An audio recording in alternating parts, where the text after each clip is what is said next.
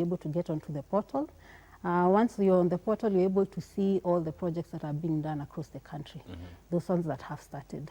And then with that, you're able to select one, whichever area, whichever county in the country that you'd like a house, okay? And the houses are open to all Kenyans, irrespective of how much you're running. So once you get onto the portal, there are 3 categories that we look at in terms of income brackets. So there is the social category, which is for persons earning below 20,000 Kenya shillings per month. There is the affordable housing, which they're all affordable, but there is the bracket called affordable housing for persons earning between 20,000 and 149,000.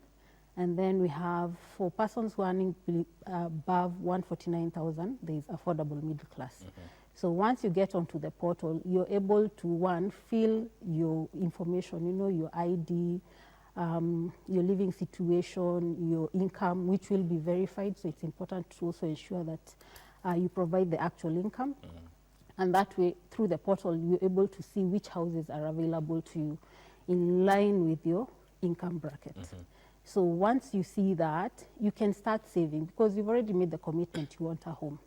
And these homes are to be paid for eventually. So start paying, you can start paying immediately through the same Boma Yangu portal. It has various payment options through M-Pesa, through bank accounts, you know, it gives you various options. So you can start off on that. And then you're able to select a specific unit which you're interested in, you know. You can say, I want Kikuyu AHP.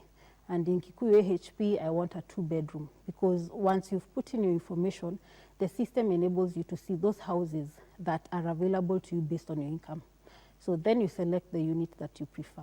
With that, you can tell how much a 10% deposit would amount to. So if, let's say, you want a 2-bedroom house and it's 2 million shillings, of course, that's 200,000 Kenya shillings.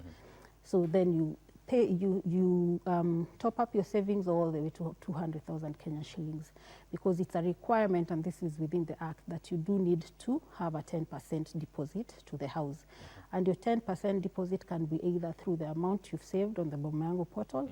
You can have approached a financial institution which is willing to guarantee you the 10%, so you have a bank guarantee for the 10% deposit.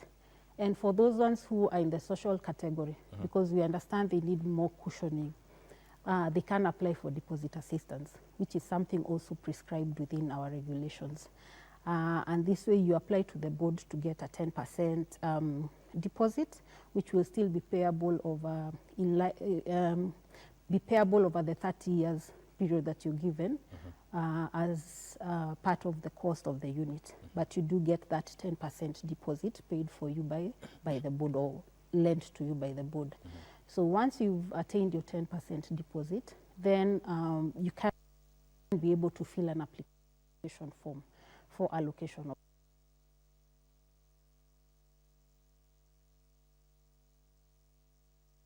the board to get a 10% deposit.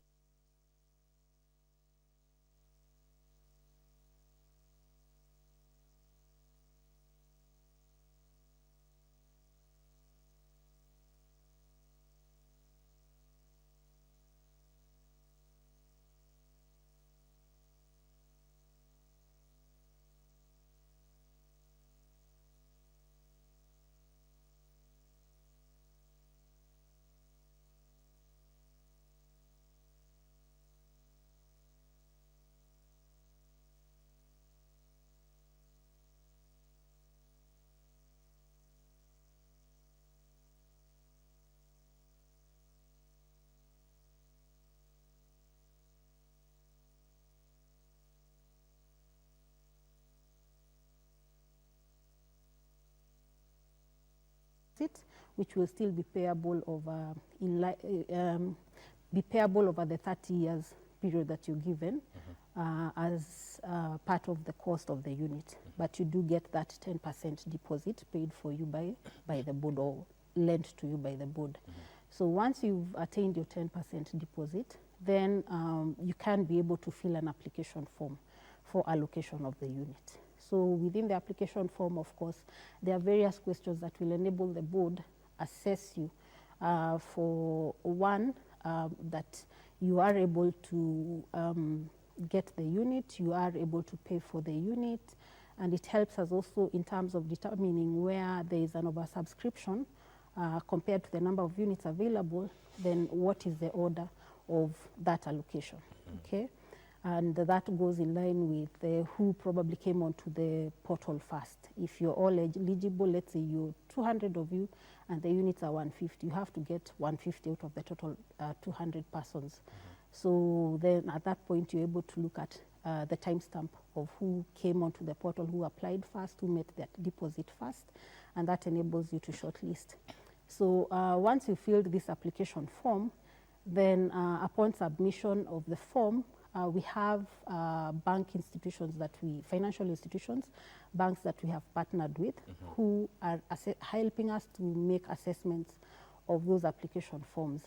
And the reason for doing this is that we want financial institutions to come on board and help us in providing affordable financing, home financing to Kenyans. Remember our housing units, we are providing home financing at very affordable rates. So for the social category, it's at 3%. For the affordable housing, it's at 6%, and for affordable middle class is at 9%, which are normally rates below the normal market price. Okay, if you go out here, you're getting mortgages at 18%, 20%. But being the affordable housing program, and our key goal is to ensure that Kenyans are able to afford homes, then we have ensured that we put the interest rates at way below market price. And the tenure is even longer, it's 30 years. So that many, many Kenyans are able to access homes and to be able for us to raise mortgages from 30,000 to 1 million mortgages over the 5 years. So once the banks are able to, they're able to come onto the platform, they're able to assess the application forms, they're able to identify Kenyans who that they can approach with the affordable financing options.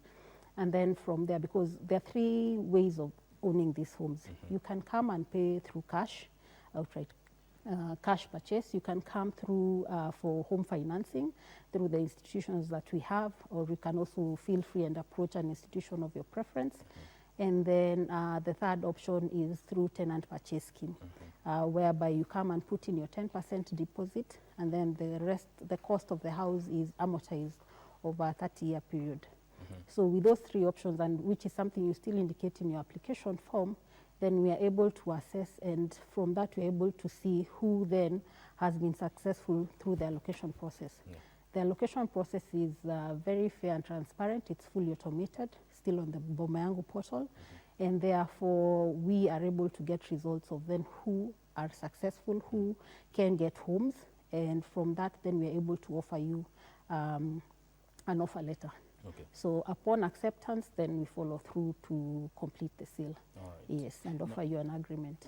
What is the uptake, or how many people have applied for this housing so far?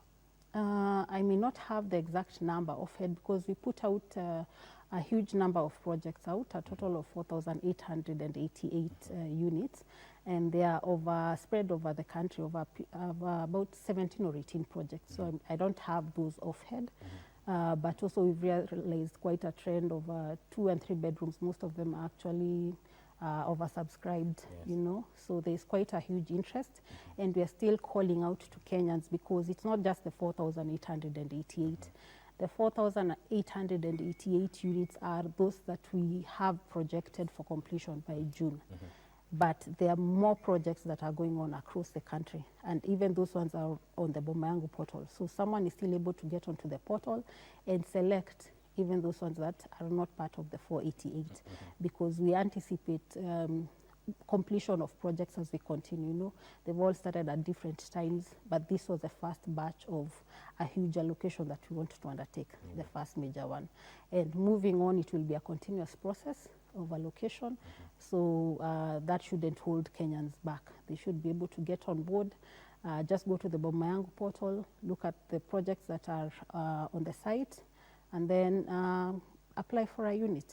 Yes. Matters allocation of these houses. How many units can one own?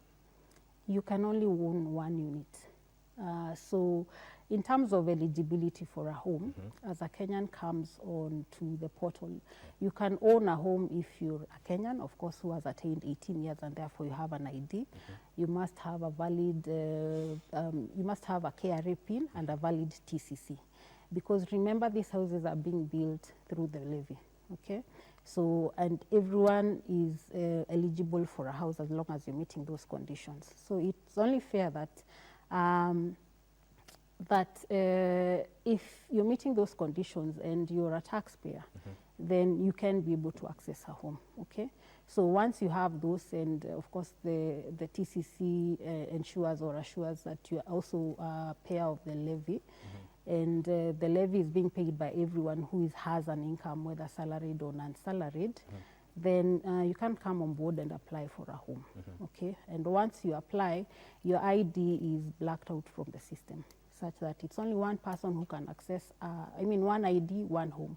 You can only access or benefit from the program once. What happens to, let's say, a couple? I have an ID as the husband, the wife has an ID as a wife. So I get a unit. Yes. Is my wife eligible to get a unit? She's a Kenyan with an ID. Yes, she does. Okay. Yes. Now, you've said also that there's an uptick or the oversubscription to 2 and 3 bedroom units. Is that going to inform future projects on affordable housing? Yes, we are using the data or the patterns that we are noticing from this first number of units that we are putting out for sale to help us in terms of our designs, improvement, and also just looking at what is in demand. You know, you might now moving forward be able to do more 2 and 3 bedrooms, maybe a lesser, because there's a mix that we usually look at, whereby you have, let's say, like studios. You have social housing, about 20%. We have affordable 50%, and we have others we're calling market at 30%. So what the findings we have from this sales process and the interest that is expressed by Kenyans will definitely help us in terms of realigning our design principles. Is there a role for the county governments in all this? Yes. Quite a number of the projects that we're implementing right now, they are being done on county government land, okay? So all projects right now are on county or national government land. And remember, county also are owners of quite a number of acres or parcels of land across the country. So most of those, quite a number of the projects that we're undertaking are on county government land. Remember, they're still the ones who will give approvals for the projects and so on. They are key partner, and at the same time, they're also one of the implementing agencies under the Act for this program. So they are huge players in this. And then there's also county affordable housing committees, which were established by the Act and have been set up within the counties to just help in terms of supporting this program in terms of its implementation. So the county is playing quite a huge role in terms of implementation of the affordable housing program. Is there a way that the applicants can get more information to begin now the application process? Yes, we are carrying out quite a number of drives across the country and a lot of communication initiatives. Especially starting from next week, we'll have drives across the 488 units, the counties where they are in, and I'll be able to talk about that slightly later. But at the same time, we do have communication lines that members of the public can be able to reach us where they're having or facing any difficulties. We have inquiries at bomayangu.go.ke. As an email, we do have 0700 382 382 and 0739, 832 and 0700 832 832 as numbers that they can call. At the same time, we're also partnering with Huduma Kenya. We do have Huduma Kenya desks that are fully for affordable housing program support across 57 of their centers. So where you're having challenges, you can walk to a Huduma center that is near you for that information, or you can reach the numbers that I've just mentioned, or write us an email. Yes. Yes. So Kenyans should not be prey to people who come and say, I can help you get affordable housing. No. They should go through the portal? Through the portal. Everything around allocation and application for a unit is on the portal, bomayangu.go.ke. So where you have any Kenyan coming and promising you they'll help you or anything of that sort to get a house, please do not engage. Yes. Yes. Some people can be crafty and take advantage of this. Yes. Indeed. Yes. Remember that you can be part of this conversation by sending us your SMS, WhatsApp message. That is on 0716 10 3301, 0716 10 3301. And sure, we will sample some of your comments and question as the show progresses. Let's talk about the sensitization drive. What is the goal of this drive? So the goal of the drive, remember I told you we have some units we've put out for sale. We have realized, some units have more interest than others. Of course, as I've mentioned, 2-3 bedrooms. But the units that are out there for sale include studios. There are 1 beds, there are 2 beds, there are 3 bedrooms of different sizes, and they're across the entire country. They're across 17 or 18 counties.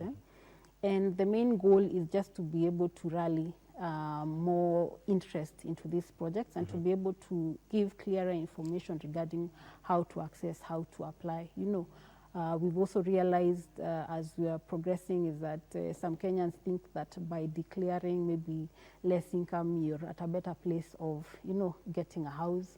Or if you declare more than you actually earn, then you're at a better place.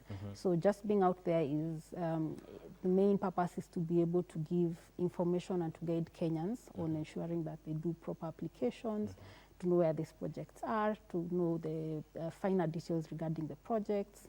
What are the sizes of the units? How much are they going for?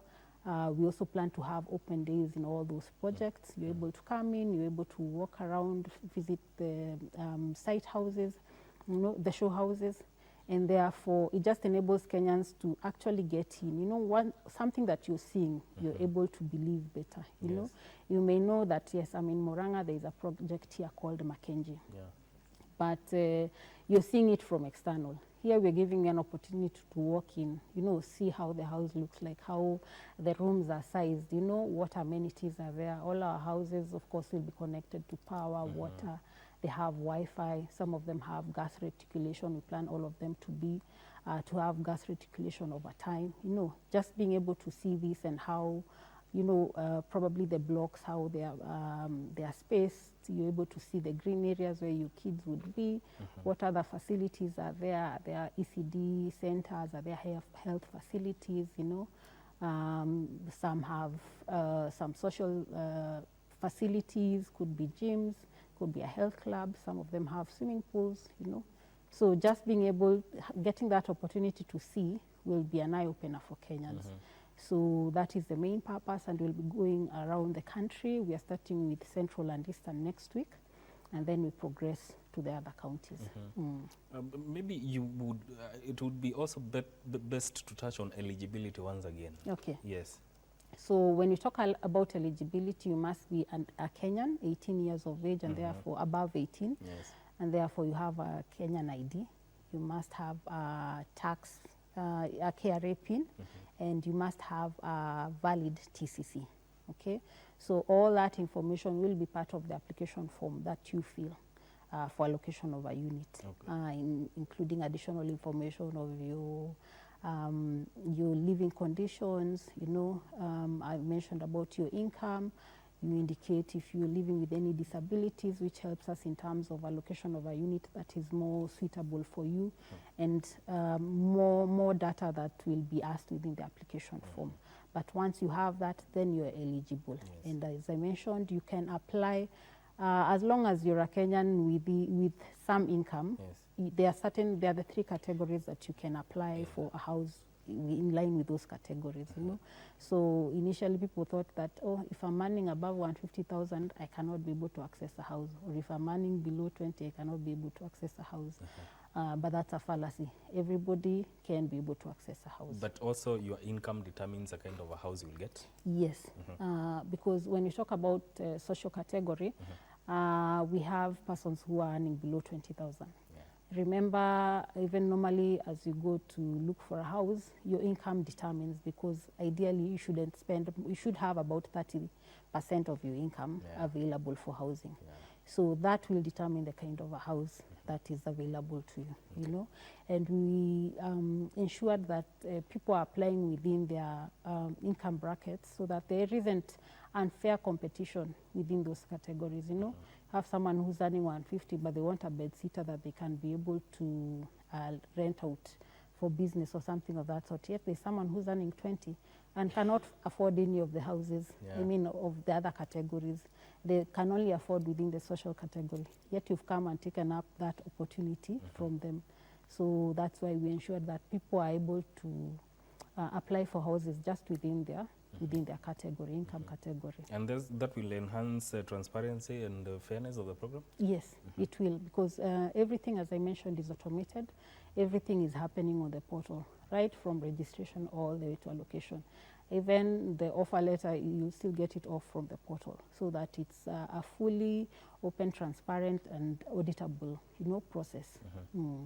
All right. Now, for this sensitization drive, what specific counties are you targeting? Okay. Yes. Allow me to just mention them. As I mentioned, we'll start from Central and Eastern. That is next week. We'll be covering this. These counties week by week. I mean the various regions. Yes. So, just a minute. So we do have Central and Eastern region. We'll be covering Kirinyaga County, Murang'a, Nyandarua, Embu, Machakos, and Laikipia next week from 14th to 18th, and followed by Nyanza Circuit, where we'll cover Homa Bay and Migori. We have projects among the 488. Then we'll follow with Nakuru, Bomet, Nandi, and Uasin Gishu. That is from 28th April to 3rd May. And all these activations will have week-long activations and an open day where Kenyans are able to get into the projects and see these houses. And then we'll follow with the Western Circuit from 5th May to 10th May.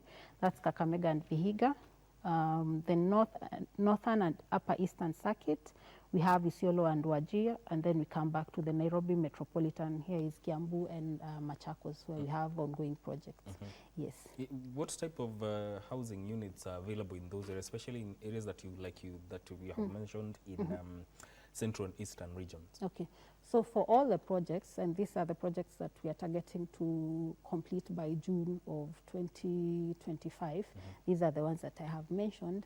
All projects, and even those ones are beyond these 4,888, we do have, the houses have studios. They have 1 bedrooms, 2 bedrooms, and 3 bedrooms of various sizes. So studios mostly around 20 square meters. We have 1 bedrooms of 40 square meters, 2 bedrooms of 60 square meters, and 3 bedrooms of 80 square meters. And the affordable housing program has standardized its design and build principles. So you'll find that where we have in each site houses, or the housing units come in blocks. So you have block 1 and the first block would have social and affordable housing. The second one has affordable and affordable middle class. But they all have studios. They have 1 bedrooms, 2 bedrooms, and 3 bedrooms. And you'll find our studios, all of them have very low cost compared to what is within the market. So you'll find the studios begin at 640,000. You'll have our 1 bedrooms around 1.5 million, 2 bedrooms around 2 million, and 3 bedrooms around 3 million. So if you look at those rates and what is in the market, they are quite affordable. And the payment period? So the payment period, I mentioned that there are 3 ways of owning these houses. You can come on cash, through cash purchase. You can get affordable home financing for the same at 3%, 6%, and 9%. And this is over a tenure of 30 years. Or you can come through tenant purchase scheme, which is also over 30 years. Yes. All right. Now, how are you enhancing this outreach to make sure that more people get on board and also they get to know how to go about it? Yes. So we have launched various initiatives, and we are still continuing to do the same, because remember, this program has been ongoing, but majorly around construction. This is the first time we are undertaking allocation, and people have not known about now the process. So we have been, and over time, probably you've also received some. We've been having some SMS blasts out to Kenyans, just to be able to inform you that there are these projects, log on, this is how you get onto bomayangu.co.ke. These are the numbers that we communicate through. We do have, as I've mentioned, we have ground activations and open days that we have been undertaking and continue to do so. Yes. We've also been going, of course, working with the media closely, just to be able to get the various stories and information out. As you've seen, we've also covered quite a number of stories on how Kenyans have benefited just beyond home ownership. There are other aspects of the program, including, jobs, including stimulation of the economy, people who have benefited either by owning homes through the previous program. We've also covered people who are anticipating to own homes and how this home ownership will be able to get them, good opportunities, homes that they can afford, accessibility if they're persons with disability, and so on. And we continue to also still continue engaging with the media to help us in doing the same. Drives, as I've mentioned, ground activations and the open days. Mtu anauliza kama hizo nyumba zitakuwa na maji ya borehole ama maji itakuwa inalipiwa. Unajua hata maji ya borehole tunalipianga pia. So all our projects are being connected. One, where there is trunk facilities, like trunk sewer, water through the various water agencies, of course Kenya Power for electricity and so on. We connect to the existing infrastructure, and where that lacks, because you find like some of the areas that we are building, sometimes they don't have the trunk infrastructure in place, then we undertake development. They are part of our design. So if there is no sewer, we're able to do septic tanks. If there is no water, we are able to do boreholes. But of course, all that will be metered and will be paid for. Yes. Now, after central and eastern regions, what other areas are you targeting in the next sensitization drive for this allocation? As I've mentioned, we'll go through all the regions. We shall go through eastern region. We have Nyanza region, Rift Valley. We have western. We have northern and upper eastern, and then eventually we'll come back to what we call the Nairobi metropolitan area. Yes. Let's finish with this. Is the housing, affordable housing, the magic wand to solve the Kenya's housing problem? I feel to a very large percentage, yes. Remember, housing is a right, constitutional right. So it is the responsibility of government to enable Kenyans to have homes, yes? And the right has been there for quite some time. The Constitution came to be in 2010. But this is the first time that this program has really picked up to be able to achieve this, and to be able to achieve 1 million homes where we haven't been doing so over 5 years, it's quite a major feat. And we have found will I say, the right mix Yeah. in terms of financing, in terms of the expertise that is there in the built environment, in terms of the lessons from countries that have done this before. Yeah. So I feel this is actually it is the magic wand to be able to deliver this to Kenyans. Yes. And to be able to set a precedence even moving forward in terms of delivery of homes and this right to Kenyans. Yes. Yeah. Now let's go back to those numbers. You can give them once again so that Kenyans are aware of where to look for. So you can call 0700-832-832, or you can call 0739-832-832, or you can email us on enquiries@bomayangu.go.ke. Yes. Thank you so much. Thank you for Thank making you. time to Thank come you, and Mike. talk about this affordable housing program. Thank you for having me. Yes, karibu sana. That is Ms. Sheila Waweru, who is the CEO of Affordable Housing Board, talking to us about the allocation of the housing project and the sensitization that is coming up in Central and Eastern region. This is where we end this conversation. But don't go too far. Good Morning Kenya continues shortly with Vivian Ndegwa. And the question of the day is, would you marry someone who loves you or someone that you love? That is a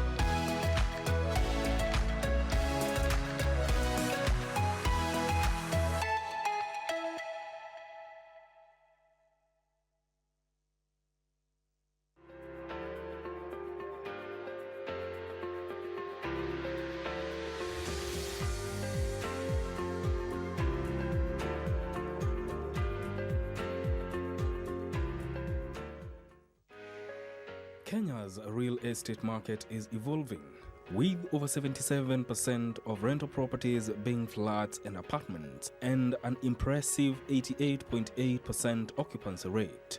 The demand for housing has never been higher.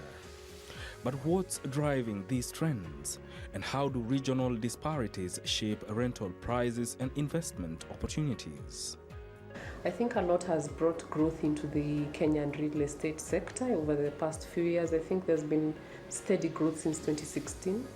2016 was, I think, the year when there was the best performance in the real estate sector. A lot of this has been brought by infrastructural development. The government has been willing to spend on roads and power and water. These things, of course, make it for a very suitable market for real estate to grow as well, because it's very hard to come up with something where there's no access to it. You see, the Kenyan market is designed in such a way that the Chinese are here, the Turkish are here, they're developing, European countries are here. I think some of our infrastructural projects are even funded by Spain. So the ease of accessing the Kenyan market, even Arab markets are here, and also the ease of finance that has been there for quite some while. According to the Kenya National Bureau of Statistics Real Estate Survey of 2023-2024, flats and apartments now dominate Kenya's rental market, making up 77.1% of all properties. In Nairobi, this trend is even more pronounced, with 66.7% of all rentals being apartments. But why? I think it's because of the demographics of the Kenyan population. The census that was done most recently showed that most of us are youth. Even here, most of us are the youth. So we have our families, they are growing. So you want to bring up your family in a comfortable unit. The most comfortable unit for that is a 3-bedroom, because it allows you to have the master bedroom, it allows you to have the kids' bedroom and a spare bedroom, maybe for visitors, the house manager, and everyone else. I think also the growth of the 3-bedroom units, has been around the suburbs, where we are having master planned estates coming up. So with that master planning, when you do a survey, as a developer, when you do a survey and you see where there is a gap, then you see there's a gap in the 3-bedroom where you want to cater for a family. And you'll see that also for a family, when I'm buying a unit for my family, I'm willing to also get a mortgage for it. So with the growth of the KMRC sector, the Kenya Mortgage and Refinancing Institution, and the SACCOs giving these mortgage loans, then it's a sweet blend where the 3-bedroom is very affordable and marketable and also very attractive, because we are a young population. We want something we can have our family growing comfortably, and there is finance that you can access for that. Despite high rental costs, demand remains strong. For instance, in 2023, 88.8% of rental properties were leased, a clear indicator of Kenya's housing shortage. I think it's a broad issue. First of all, I would start with the way the market started. A lot of what is done in the residential market is off-plan sales. And there's been a lot of fraudulent activities. So people are hesitant to invest before you see the unit, yeah? So you'll hold your breath, you'll see there's maybe a development coming somewhere, then you'll tell yourself, let me come next month to see whether they've grown and to see whether they've delivered. I can also say that because of the impact 2024 has had on our pockets as Kenyans, I know there was a report done that said that Kenyans are willing to spend more on a smaller unit so long as it's affordable and gives them access to amenities, closer access to work, such that they just want the unit in a place that's accessible than where they can get, maybe you travel longer to get to your 3-bedroom unit.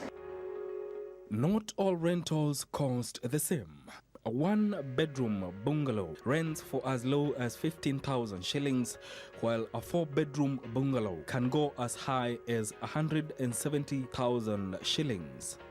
Townhouses in particular attract premium prices of up to 120,000 for a 2-bedroom unit.